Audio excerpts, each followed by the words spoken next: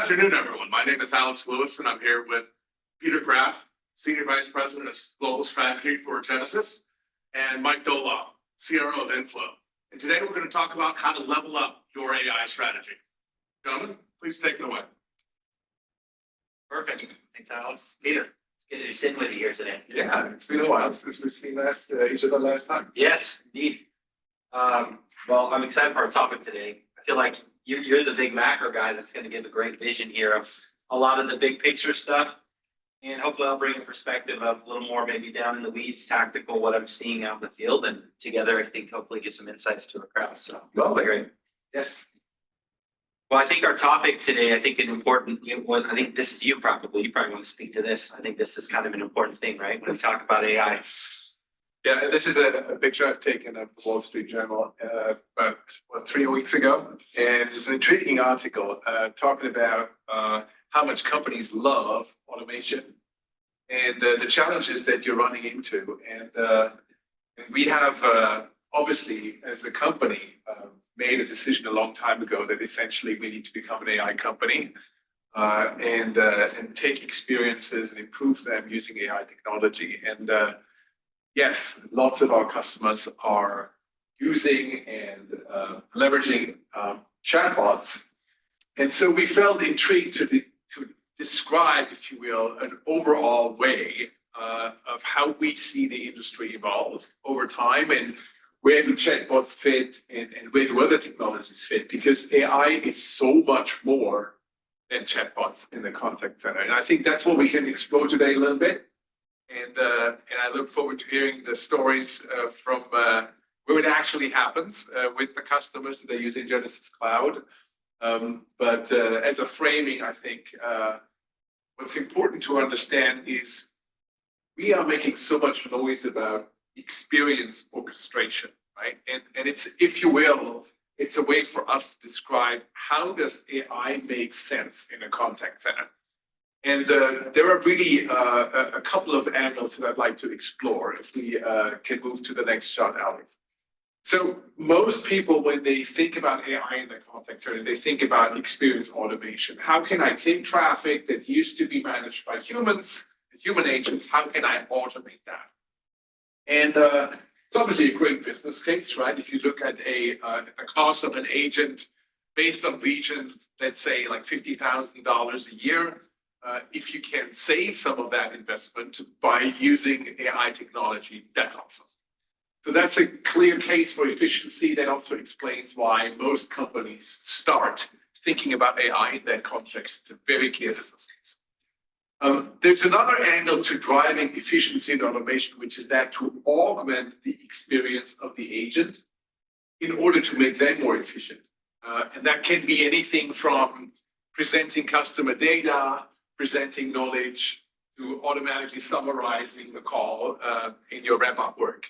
And so that's another angle where AI can help. And again, it's all about driving efficiency and effectiveness.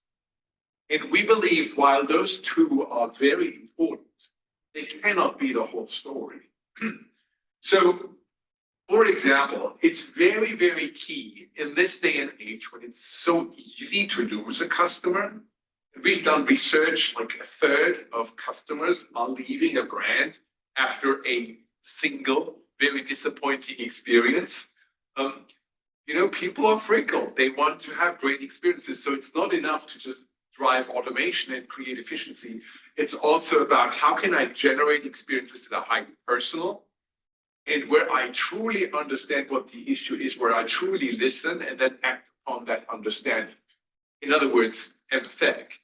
So how can I generate those experiences? And going back to the example of automation, that could mean that the same use case, let's say something simple, resetting a password, in one experience is generated to be automated because, Mike, you've reset so many passwords in your life, you will handle this one just as well using a bot or maybe just with a URL. Sure. While the same problem with my father-in-law, who's 83, is a real issue, right? He needs to be taught, so he needs to have human assistance do that.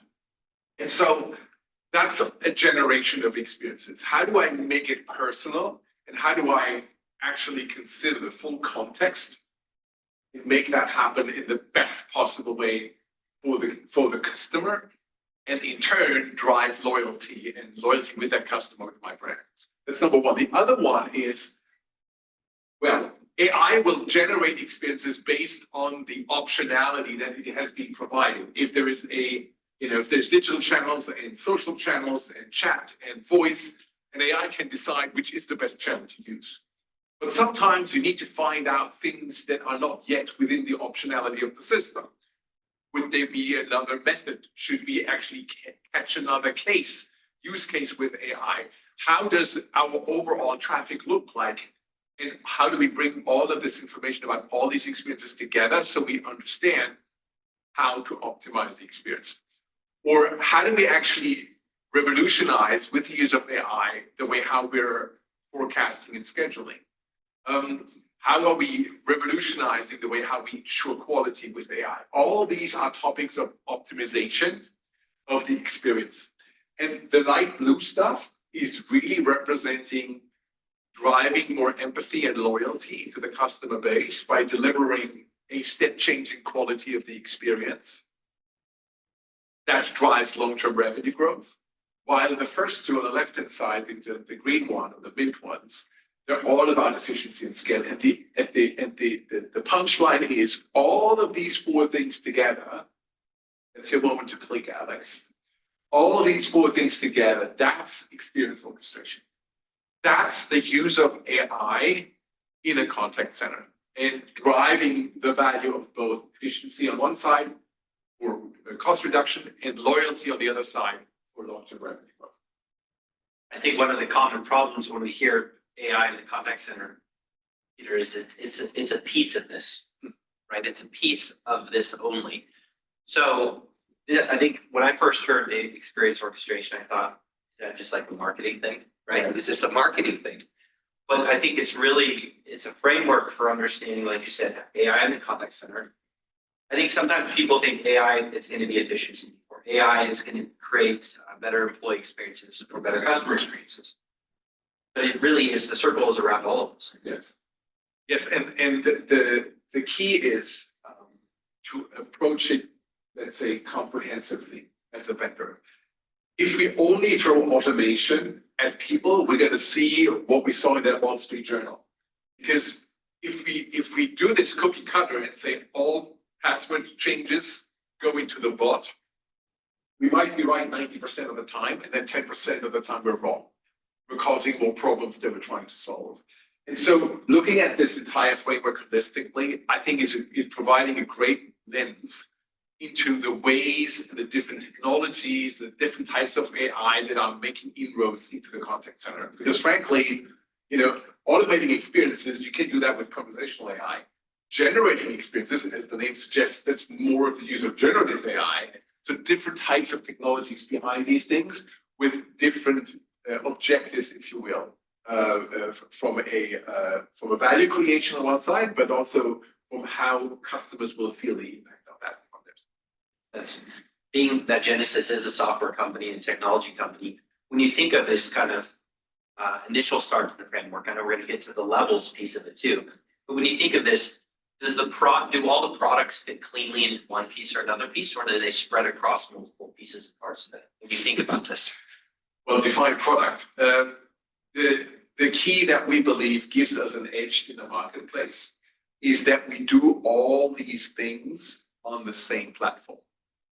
And so the models that are being trained, the data that you're injecting into this, the way how it actually is made usable and ready to go use cases that you then implement with our customers, those kind of things make this so valuable for Genesys. So, and you will recognize that in many of our approaches, by adopting specific packages at Genesys, like the GC4 package, which is now expanding GC3 by adding all those kind of AI capabilities or other ways of consuming them, we're kind of making it easy for companies to buy into it and remove barriers of entry, make it easy from a licensing perspective and so forth. but also, and again, I want to underline the fact that it's all built same platform, same technology, homogeneous, out of one hand, and that gives it enormous flexibility on one side, but also applicability and ease of use on the other. I feel like, I know we're going to jump into the levels. One quick comment before is one of the problems I think in AI in the contact center right now, that I think this is a great illustration that you guys are looking at. Yes, you're looking at developing software solutions that drive, the underpinning of this problem solving. But I think this definitional stage gets missed by a lot of the industry. And this is actually one of the big stumbling blocks for a lot of customers out in the field. Right. So Peter, you guys are working on building this platform that's incredible and expanding. I'm often talking with customers and what they're struggling. One of the things that they're struggling with is just definitional problems. Okay. Right. So this helps. I think this framework, one of the questions I thought was, well, why does this matter? And I think it's because if you don't have something like that, like you said, you're not seeing the full picture. You're not contextualizing AI within sort of the broader picture of where it fits in the company. You're focusing on a piece of it, Jim. And I think that's one of the definitional challenges a lot of companies have. And so I think it's interesting that you guys took this kind of more holistic approach and speak about it, because most of the industry is not. And I was at CCW last week, and most of the industry is sort of confused from an end user company perspective around. There's so much noise, it's not really clear. So anyways, I love that. So let's go into the levels piece of this, because I think, so I just flip a switch and suddenly I'm checking all 4 boxes, right? Is that how it works? I buy the product and I'm magically there. Give me some color on how this works. So we introduced these levels for exactly the reason that you're describing. So this is not a product roadmap or anything. This is how we see how the industry has evolved to where it is mostly today, and what we think are future evolution stages, if you will, that can happen. And essentially, we've been driving this message of experience as a service, which essentially talks about the fact that we want to make it super easy to adopt these types of technologies in the cloud and to use them to drive a completely new level of experience, both for customers as well as employees. And the whole idea of these levels is essentially born when we looked at autonomous cars, because there's levels of autonomy that is defined in cars, and it kind of starts with you've got like no support, and you've got cruise control, then you've got dynamic cruise control and lane assist, so you can actually kind of follow someone on the highway without crashing, and then the next level is being more aware of the surroundings, and then we get into stuff that like Tesla and other companies are pioneering right now, and some of the audience may have tried it out if they haven't a Tesla. In April, there was this kind of autopilot was kind of free for everyone, and that was the time when we started to create this framework. And I was sitting in that Tesla of a friend of mine, and I was in awe about what the car could do, and I got a little nervous in some cases and hit the brakes. But anyway, so it was kind of inspired by this, because we all know that at some point in time in the future, there will be autonomous cars, maybe just with a red emergency button, without a steering wheel, without brakes. But that can be a while until that happens. And this is like, you should take these levels of experience orchestration, because it goes all the way to universal orchestration, where you actually don't have dedicated agents anymore. And that is a future that may or may not happen sooner or later. It is just within the realm of the future. And that's why we decided to kind of depict it that way. Yeah. Right. So maybe we get started with level 0, which apparently is the equivalent of the driver does everything, the human does everything, right? All the way from connecting people. These are like the switchboard operators of the past. We deliberately took this very own picture here. But this is essentially only the training of the humans who makes them effective. The customer experience sucks because it's mostly a busy signal, right? You're not even getting through. So whenever someone talks to Genesys, if they still operate this way, where they just have a phone number and you may get through or not, okay, fine, we take them out of this misery and we at least get them to level 1. Now, level one employs some technologies that have been around for a while, but if you think about the invention of the phone and the invention of CTI, computer telephony integration, it took us a while to get from like call a phone number to an IVR, and the idea of routing. The customer experience now changes. Now it's not a busy signal. Now it's wait music, right? But at least you can call one number and you wait your turn. At some point, you're going to be there, and you have routing in order to make sure that whatever you choose, I want to talk to sales or service or what have you, you're getting to the right person. So suddenly, skills management plays a role, right? And scheduling starts playing a role, like what kind of people with which kind of skills do you need at which time in order to satisfy. But we've all done this, like, and mostly this is happening in voice. And I'm still shocked to say that there's a lot of companies who operate in level one. They've got their voice contact center and they're happy with it. Again, this is also in many cases now using AI because you have a concierge essentially as an IVR and you can say what you want and then it routes you to the right person. So there is speech to text and other technologies, intent detection that play a role here now. So this is not like no AI, this is like some AI. Yeah. All right, if we go to level two, we are entering the realm of predefined dialogue automation. And it's predefined because there are people who are now starting to automate specific and more routine dialogues by creating a behavior tree or a tree structure where you have someone calling in, you do your intent detection, you've got your slots to be filled, the bot's asking you for the data. It's essentially a fancy way of filling out a form, young Frank, right? But it's conversational, okay, great, and it will articulate, it will understand specific various articulations, and so that's fine. And that allows people to go, and there are people who manage like 10 to 15% and sometimes even more of containment with level one. Yeah. Level two can actually really drive containment up with customers who reach 30, 40% containment, some even more. And so this is promising technology. And on the agent side, so this is the automation part. The augmentation part now is that at level two, you see people who are now using agent assist technology. So essentially the system listens in and understands the intent or understands a question and then highlights an answer for the agent automatically.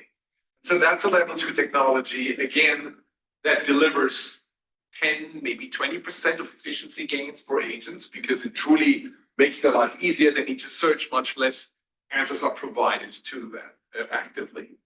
Now, on the other side of the equation, around I talked about skills management at level one. This moves more into workforce engagement management at level two. How do I allow work from home? How do I add gamification? How do I keep people engaged? How do I manage the employee engagement actively, so to say, in order to make sure that I'm delivering the results I'm looking for? And yeah, that's kind of level two. In the back end, you will see a lot of work done by RPA integration with the bot. I'm sure you've done lots of those, yes. Right? Hey, I need to cancel an order, or when is this going to ship? And okay, good. You do a check in the back end, you produce the data for the customer in your bot. And also workflows, if there's some more complicated things to be done. Hey, I need to cancel my account. There might be 5 or 6 things that need to happen, and you just do that in a workflow kind of structure. Yeah. All predefined type of things. Right? Predefined type of things. It's always clear what's going to happen. Yeah. Right. And if it colors outside of that, going to an agent, right? Agent. Exactly. Yeah. It's like the 000 in the IVR. Right? Yes. It's like I want to talk to a human, and that happens quite often. Which also supports, by the way, the theory that if you're a vendor that can only provide a bot, we can actually manage both sides of the conversation, the automated side of the conversation and the human assisted side of the conversation on the same platform. We can deliver the full context. We can show everything that happened. In later stages of experience orchestration, we can even summarize what happened and make it even more convenient for you. So this idea of AI and humans working together is very important, and it's not a clear-cut line. Yeah. So that's kind of level 2. This is level 2 where I would say most people are today. They've got some bots running, they've got some agent assistant going, and they're experimenting with more and more AI. One of the reasons why experience automation and our bots have seen huge growth over the last couple of years. It's kind of the go-to thing, and it's what people have in mind when they think about AI. Yeah. And it's a strong business case. Yep. You may shed some more light on that. Now, if we move to level 3, this is now where the leading edge of Genesys innovation is right now. And we're moving from bots to virtual assistants. And the difference between the two is quite significant, because a virtual assistant leaves the interaction as a human would. It creates not only a richer conversation, because it uses generative AI in order to better understand what's being said. It also provides the ability to summarize the conversation afterwards, to then predict wrap-up codes, to essentially, give a full experience to the customer that is richer and more flexible than a bot is. And also just more linguistic capability. So imagine a voice bot, and someone's asked for their wedding anniversary date for whatever strange reason, and they need to go through like, oh yeah, it's like 2 weeks after my mother-in-law's birthday, which is the 14th of September. Yeah, that was the 28th, right? Something. So now a bot is confused. Generative AI says, I got this, right? And so it just gives more flexibility, and it actually wraps it up. It creates a conversation and a complete, let's say, state in the system that is the same as if a human did it. And so now you can actually increase the amount of problems that you can actually give to the AI. And we estimate that this will actually allow people to consistently contain more than 50% of what they, what a level 0 would do. And so that's one half of the story. A lot of the technologies that I just described, like the summarization, the looking into a knowledge base to produce the next statement to say, can actually also be used to support human agents. So that's what co-pilots are, where they're actually using a lot of the similar technology, but they are driving efficiencies. And imagine if you're an agent today, you're on the phone or you're talking to someone on a chat for like 4 or 5 minutes, then you spend 2 to 3 minutes summarizing what happened, and you put that into your CRM system so you have a track record. These 2 to 3 minutes can be compressed to 10 seconds, because rather than you typing a summary, the co-pilot's going to produce a summary for you, and the agent will read it to make sure it's correct and then submit it. And so these co-pilots are a fantastic step, if you will, almost an intermediate step, where we see there's going to be a lot of traction for those. Because there is, again, a very clear business case. If you can reduce the workload of your agents by 20, 30%, that can directly translate into savings again. Right? And so that's level 3. Another element, and again, we talked about skills management at level 1, we talked about workforce engagement management at level 2. In level 3, this discussion really moves into journey management.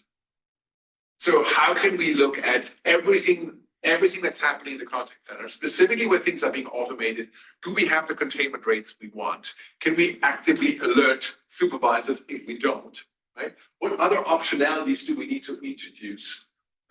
Should we add other channels? Should we, where do we have the bottlenecks in those tens and hundreds of thousands of experiences that we provide? And journey management is providing just that.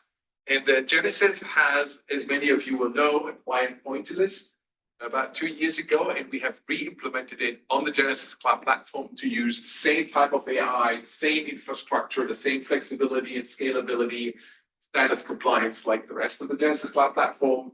So this has become now an integral part of the architect and how people can actually use the system. So it's very, very important.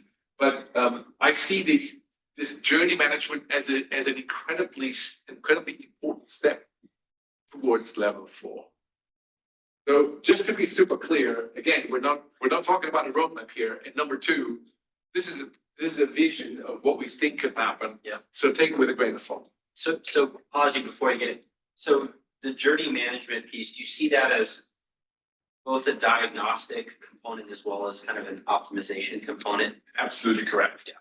I think it's a great way for people to look at what happens. And the beauty about journey management is it actually collects events from all over the place, and it collects these events, puts them into an event data platform. And these events can come from a CRM system, they can come from an agent, they can come from a variety of different things, and are then we do an identity detection, if you will. So we create an identity graph, and we understand this is the same person that is meant in the CRM system that then called in, and then we did the VOC, and here's the result of that exact journey. So it provides you with this visibility that is not just within the contact center, but beyond. And I think that's one of the fundamental, let's say, desires of this whole experience orchestration vision, which is to kind of break down the barriers between the front and the back office, so that we enable the whole company to ensure better service and better experiences to their customer. That's the idea. How can we reduce the barrier? And talking about reducing the barrier, there's a very interesting element here. If we go one back just to level 3 for a second, there's one thing I didn't mention, which is a fundamental technology that makes its way into level 3, and that is work automation. Essentially, how can I enable more people in the company to serve the customer? And that has to do with workflows and the ability to create a task and then move that task into the organization. Let's say someone needs to approve a specific credit because it is above a specific limit. And so we will automate this in a way that the request comes in, an agent understands that, creates the task, and moves it forward. And as you can imagine, now we've got journey management, we understand the processes, we are able to create these tasks. So there is a subgroup of tasks that can automatically be moved to the knowledge worker in the backend, where we don't have an agent anymore. And that's the kind of optimization that you'll see happening over levels 4 and 5. So level 4, essentially, we call this the empathetic experience generation. Because in level 3, we are using next best action to define what's happening. What's the best agent to connect this customer to? That's the predictive routing, level 3, next best action. Or when is the right moment to engage with the customer on their webpage? Next best action. Level 4 actually looks at the end-to-end experience and tries to create and to generate these end-to-end experiences that are now able to solve more complicated problems. So the whole idea here is to capture a bigger part of what kind of problems can be automated. And we're doing that by generating a bigger part of the experience, not just the next best step, but the full-blown experience. And so now you have these virtual agents. And by the way, I believe that video will become a more important part at that moment, specifically because you will start experimenting with avatars. But another key angle here is the multilingual aspect of it. If you think about this whole idea from scheduling to AI-powered forecasting and scheduling, and then to be more continuous scheduling in level 3, level 4 is really about understanding that you can have a much bigger base of people who can communicate with customers, even if they don't speak their language, because the co-pilot could actually translate on the fly. And that's a capability that many people are experimenting with. I've recently run into an app on my phone where you have your stereo headset, your AirPods, and you can give one to another person. And I speak German, and it comes English out on the other AirPod, and the other way around. It's absolutely fascinating. these types of technologies will make their way into the contact center, and they create another level of liberation and ability to, outsource or maybe nearshore, whatever you want to call it, specific capabilities. Gives you more flexibility to schedule, but it also gives you the flexibility if a knowledge worker only speaks, let's say, German. Then there's no problem having a customer from Mexico talk to that person for approval of a loan in a global environment. Why not? So level 4.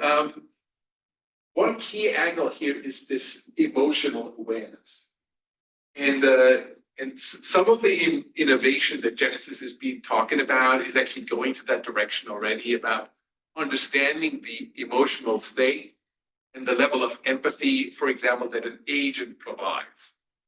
So the agent has the ability to observe their own level of empathy as they're communicating in real time with customers. That's cool.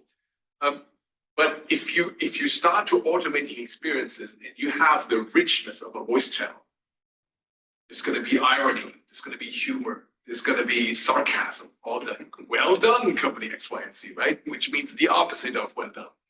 So we're going to get into a level where we start to understand these things. So we actually are able to monitor them and only then have humans intervene when a conversation is either so complicated we can't automate it, or when it becomes so emotionally charged that we don't want to automate. And yeah, there are some use cases like me calling into my health insurance about whether a procedure is going to be covered or not. I do not want to talk to an AI. I want to talk to a human because I'm going to be emotionally charged. And there are other conversations where, troubleshooting my vacuum cleaner, fine, whatever, right? Just when I get really, really angry, bring a human on board, right? So that's kind of the level 4. Level 5 is now what we call universal orchestration. And when we get to that level, we feel like almost all of the conversations can be automated. We're talking like 95 to 99%. And there are some where business rules will make us bring a human in, but not necessarily an agent. This could be someone who's a knowledge worker with a specific competence, like approving a loan. We talked about that before. And so this now delivers a level of human-like experience where you will not be able to distinguish between an avatar that is coming across a video channel or your dedicated device, whatever will happen, maybe some kind of a wrist hologram, whatever it is, right? And you watch too much Star Trek, of course. It's indistinguishable from an actual human. And the other thing is, you will treat it like your own executive assistant because the communication with the brand will be asynchronous. I need you to move my flight by an hour. Okay, I'll let you know when I've done it. 3 minutes later, the flight's been moved. Your new flight is this and that. I put it in your calendar. So it's that kind of experience, which is, let's say, everything we know about AI is coming to fruition, including the ability to create video and avatars that are human-like. It is already hard today for good systems for you to distinguish between a human voice and a computer-generated voice. We will get to the same with video. And so that's kind of this universal orchestration again. The idea is that you're totally breaking down the barriers between the consumers, the customers of the company, and the people who work in the company. This is what this is great at. Because you don't have these middlemen, these agents anymore that need to actually do something in the company on behalf of the customer. And that's why we call it universal orchestration. We also believe this concept is so powerful, it actually grows beyond the contact center, right? That's the whole definition of it, because you're now embracing people from across the company to serve the customer. What year will we achieve that? That's exactly the discussion. But again, we produced these levels of orchestration to actually have a better conversation. Because now you can say, hey, I'm using a chatbot, so my automation is level 1. But I'm using a co-pilot for my voice interactions. So my augmentation is actually level 3. Right. So it gives us vocabulary to much more clearly pinpoint, what are the dimensions at which I can drive this? Well, we talked about them: automation, augmentation, generation, and optimization. And then what kind of level am I? And then the beauty is, and that's where you come in, when we realize those innovations, there are use cases that come with it. So there is a use case of how much can you save by going from level 1 to level 2 on a digital channel with automation. There is a use case for that. There's an ROI attached to that. So we're helping break this down without losing track of the overall evolution of the market. Yeah. And then again, it took us, I don't know, 40, 50 years to go to level 1 from 0, then maybe 10 to 15 to level 2, maybe 10 to level 3, you do the math. Yeah. You know? Yeah. You'll be retired on a yacht then potentially when that happens, maybe? Maybe. Awesome. Maybe. Well, I think you pointed something out there too, which is this is not like an organization typically doesn't move as a complete organization, right? In one bubble from 1 to 2, right? It's not a holistic move like that. It's broken down more into these groups, right? That's right. So I guess the question is, I mean, you touched a little bit on this, but I want to kind of flesh this out, like the value of leveling up, right? I think oftentimes people will say, hey, the value of leveling up is its efficiency. It's one of those things, right? But I think if we're doing this right, it's all these things, right? The value of leveling up is multiple things depending on what you're leveling up from, 2 to 3, or is it augmentation? Is it experience? What is it? So can we talk a little bit about what's the, I think we understand high level what the organizational benefit is. Can you go a little deeper, Peter, and kind of maybe some of the benefits to talk for a little bit on some of the middle levels on what's the benefit to the employees of this leveling up? What does that mean to you? Because I think I've seen recent polls on this too.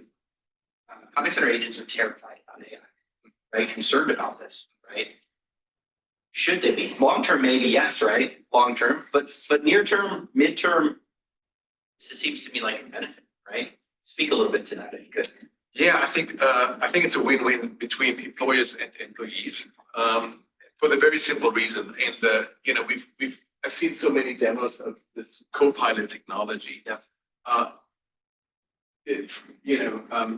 First contact resolution rates go dramatically up because agents know more. You're not like frantically looking for data while the customer is in distress. You can really focus on the customer and truly help them because information is brought to you in a more convenient way. Yeah. And so, I feel like it helps with onboarding. I think you're becoming effective more quickly. I think job satisfaction is going to go up. Another angle is average handling time is usually going down. It's because predictive routing, so the use of AI to find who is the right agent to talk to this customer or to interact with this customer. All these things are creating satisfaction with the employee as well. Yeah. And honestly, if you have disgruntled employees, you shouldn't be surprised about having disgruntled customers. So we've done a ton of research about the convergence, if you will, of the quality of the experience that your employees have and the quality of the experience that your customers have. So there's certainly a connection, and that's why it's a win-win for the company as well as the employee. I think customer service and support, and also in other use cases like sales or even marketing, I think the quality of the interaction goes up. Both, it's cheaper and it's better, but for the employee, it means I get more job satisfaction. I'm more empowered, I can do more things, right? And I can learn on the job because useful information is pushed to me when I need it, rather than me frantically looking for it, when I'm surprised about the request. And so I think there's this evolution in like everything. maybe that's a good way to kind of put a ribbon on that question. If you're introducing AI, it does represent some organizational change. And depending on the technology you introduce, some more, some less. If you do predictive routing, by the way, which is something I really encourage everyone to take a deep look at, it's gaining enormous momentum right now. The use of AI to route doesn't impact the experience of the agent, but they feel like they're more efficient and effective because the AI predicted that they're the best person to handle that problem. So it's indirect. Other things like the use of a co-pilot, you will need to manage that change. And while we are introducing AI, I think it's a very, very important aspect to not lose sight of the employees that are using these technologies. I think that needs to be carefully managed. And I'm glad that companies like yours understand that. And InflowCX builds these kind of change management frameworks because it's not just about throwing technology in. 100%. You brought up a couple, I'll give you a couple real world examples that highlight this. We talked with a technology company, very strong technical depth across the company. This is what they do, right, for their customers, providing technology. They have some of the problems that, right, if you think of like, what are some of the business problems that they're trying to solve? One of the things that we talked to them about was, tell us about your agents and what their workflow looks like. They said, well, we've got different product lines and different manufacturing technology, got different product lines, and we have 18 knowledge bases that these agents manage across, right? So when we get somebody in, maybe there's some intelligent routing there, maybe, right? But now I've got to start, if I'm an agent, figuring out what's the parts, what's the SKUs, didn't let me find the right resource, didn't let me find where a co-pilot, right, could be helping them immediately switch that up. And one of the big fundamental challenges they have, and we see this in a lot of contact centers right now, is they called it like the silver tsunami for them, right? Their agents are actually aging out, right? And it takes them now 18 months to get somebody proficient in this because it's very complex and very technical, right? Because of all this manual work. Oh, you got to look here for this or look there for that. So the ability to shorten that, ability to empower agents quickly, to take it from 18 months to maybe 2 months or 3 months, it's actually very real. They don't even know that. So we're educating them on what's possible. But it's a huge problem. It's a huge business problem for them because they can sell all they want, but if they can't service and provide that kind of scale the organization to support that effectively, they're going to be bottlenecked, right? Right.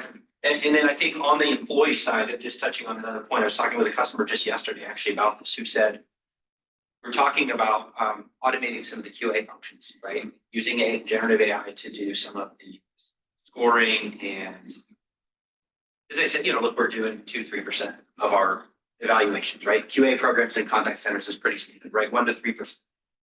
So they're starting to use automation and AI to take that off. And I was asking, well, how are you, how has that changed management? Because we worked with them on this project, but how was it initially received with the QA people? What happened to them? How they're coaching, right? So they went from doing all the manual, let's go fill out the score, let's go unpack examples, and then we'll maybe have 5 minutes to kind of talk with a supervisor or manager and get the feedback. Yeah. It's flipped on its head. Yeah. Now they get to spend all the time on the meat, right? There's another piece of data I want to interject into this employee discussion. I think it's important. I just reviewed the latest data projections for seats in contact center as a service. So cloud-based contact centers. And it's essentially, like, don't kill me if I don't get the decimals right. It's from 6.5 million agents today going up to like 9.5 million agents. Still growing.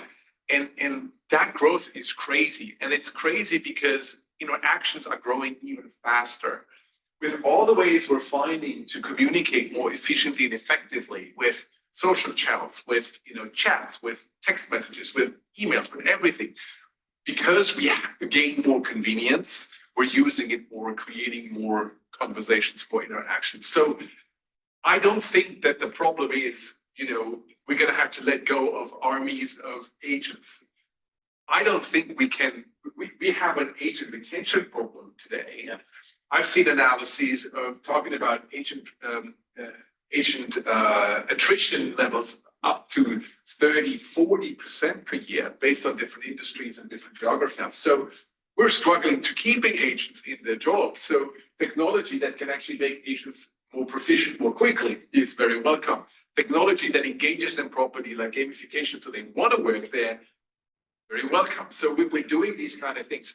I don't feel, and outside numbers don't say that either, that we're running into this kind of valley where automation takes over. Yeah. It's gradual, and yes, automation will take some of the actions, but we still have a lot of growth in agents, and it's coming from prem.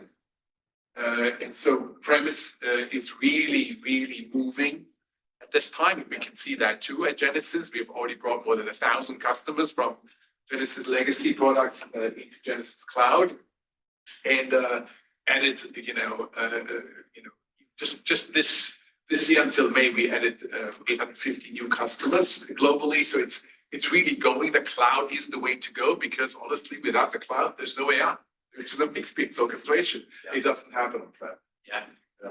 That's it. So there's a couple of really interesting things in there. One is, you brought up earlier, I don't remember what stage, maybe level 3, was it, talking about kind of the idea of the work item, the work action, right? Yes. I was actually talking yesterday with a prem Genesys customer that's all, thinking of this journey of moving to cloud, and they were talking, and I think this is where this experience orchestration, I think it's purposeful that it's not contact center experience orchestration, right? Because it goes outside the walls of the contact center. That's exactly We right. were talking about, for them, we're just talking about workflow and what's going on, and they said, oh, well, we've got this team over here and they do this thing and they have this work item, but it was all very manual and it was disparate data. And I was thinking, wow, they're going to be excited when we talk about the platform being able to handle these sort of disparate workflows collectively. Because again, for them, it was loan officers and other groups that aren't agents, and yet they were part of the workflow, right? Yeah. So I think that's super exciting. But I think if you zoom out on all this, there's a lot of great content and stuff. Let's talk about the how, right? Like how do people progress in this, right? Because there's compelling reasons why. Yeah. So I'm curious from your view, because you're looking way up here and seeing the whole picture, right? You're the guy with the PhD in AI and all this stuff. So you've got the theoretical, you've got the visionary stuff. At that view, what do you see from the how happening? I've got my perspective, but I want to hear yours first. Well, I do believe this is not only a technology revolution. This is also a way how businesses are evolving, and they want to lean on people who have done this before. So, in addition to just kind of understanding and being able to understand where you are. So my recommendation is go to the genesys.com website, go into our blogs. There's a whole blog on the levels of experience orchestration. Check out where you are. Like, where's your automation? Where's your orchestration? Where is your generation capability today? And you will get a pretty good gauge on like, how far am I in this journey and what is even going to be possible in the future. That's level 1, understand where you are. But then number 2, seek advice.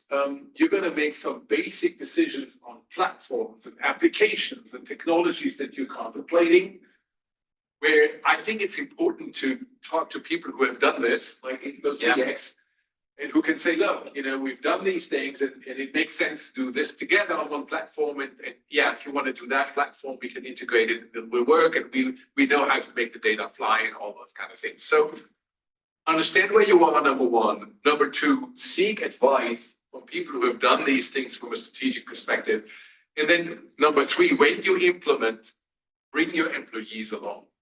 There's dedicated employee engagement required to make these things work, because the work changes as people are working with AI. Yeah. And I say with AI, and I underline that, put it bold-faced, because it's not against AI. That's right. They're working with AI.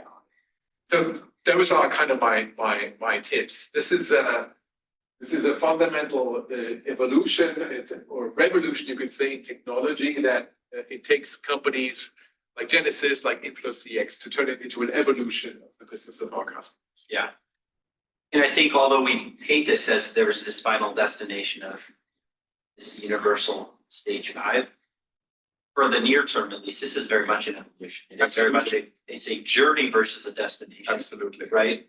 And you're going to be at different levels based on different aspects of experience orchestration. That's right. Yeah, look, if you had a business you started today from thin air, you could potentially jump up, right, or start out at this advanced level. Most organizations are functioning, doing the day-to-day, and they're going to be good and bad and processes and technical debt and other things they have to sort of solve for. Right. So I think you're spot on. I love that. Understand where you're at. Because I think sometimes we talk with customers and there's this sense of, I want to get to level 4 right now. Or that's what my CEO told me. I need to get level 4 right now. I don't think that's quite realistic, right? I think that vendor needs to start to build it first, right? We are not at level 4. I would say Genesys today is moving into level 3. Moving it, yes. Yeah. But I think the point of it's this process. It's a process of the advice we talk with customers about is don't try to bite it all off. You're not going to be able to. We have to find. Let's start with pieces. Have the broader picture in mind and a general idea of where we're trying to go to, but we don't let that overwhelm you and start small. Like I was at an IT retreat a couple of weeks ago and this was talking about AI. And the big theme echoed by lots of customers, because we had customers up presenting there, was start small. Start small, right? Like think big, but start somewhere. Otherwise people are overwhelmed, right? Like trying to do this big thing, right? Exactly. And right now you've got all these stakeholders, all this risk aversion in the market and stuff. Start small, but start. And yeah, there are people who've done this before. Like I said, seek advice. There's people around you who can show what to do. I think the advice of bringing employees along is really good. I've talked with many customers we've helped on various stages, right, as they've progressed.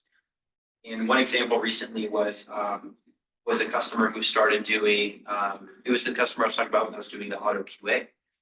And he said, well, that's interesting that you're, the QA team, they embraced it. Well, talk to me about change. We helped them kind of hear some thoughts of how the agents could receive it. But overall, what's their sentiment now? They just were very happy. You know why? Because now they had consistency. Now they had real-time feedback of how they're doing to get better. And now gamification could come in to help them know, hey, if I do these things, I can hit my bonus of this, or I can improve that. I can be on the top of the leaderboard. And so again, bringing them along, they weren't sort of an afterthought. They came into the tail end of the process of selecting the solution and being a part of it. That change management piece can't be overlooked because this isn't something you can do kind of in the back room. Voila, it's here and everybody embraces it. Like there's a lot of people that need to come along, right? What do you see, any particular category? We talked about, agent assist and voice and digital chat. Any areas you see that are right now like really getting a lot of momentum? Yeah, so co-pilots is key. Yeah. I think that's probably the sweet spot right now. Continue to invest in automation bots. That used to be like the first real use of AI was speech and text analytics. Yep. Then bots kind of took over the top spot. I think co-pilots are well on their way to take the top spot. But there are some aspects of the generation, like predictive routing, that are so important and so powerful. Yeah. People should take a look at that. But those are truly the angles. Journey automation is again something where we see a lot of potential. Yeah. But I would say it's the year of the co-pilot. Year of the co-pilot. And we see a ton of summarization being brought to bear too. That's co-pilot absolutely capability. component of it, right? Yeah. Because we had a use case recently of a customer that, again, in-house agents, 3 BPOs, you can imagine the standardization of notes across that. Countries, cultures, languages, right? Very, very diverse. They have the ability to bring that now to a standardization that they never had.